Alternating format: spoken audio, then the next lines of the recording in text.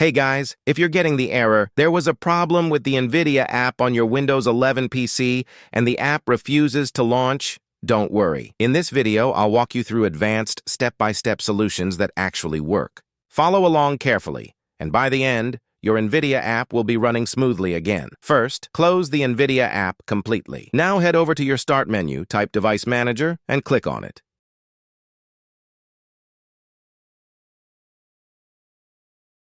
Inside Device Manager, expand Display Adapters,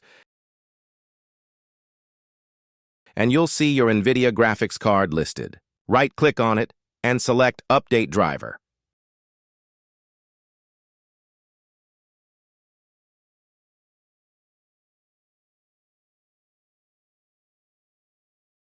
If that didn't solve it, the issue could be with corrupted NVIDIA app files. Click on your Start menu, type Settings, and open it. From the left panel, select Apps, then go to Installed Apps. Find the NVIDIA app, click the three dots next to it, and select Uninstall.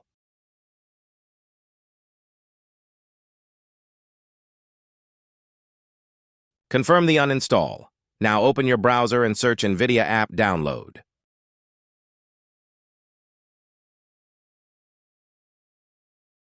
Click on NVIDIA's official website and hit Download Now. Once it's downloaded, launch the installer, accept the terms, and let it install. After installation, open the app and you'll see it's working again. You can now choose between Game Ready Driver or Studio Driver, depending on whether you're gaming or doing creative work. And that's it, guys. These fixes, from updating your drivers, reinstalling the app, doing a deep clean with DDU, all the way to resetting NVIDIA services, will get rid of the error, "There was a problem with the NVIDIA app on Windows 11."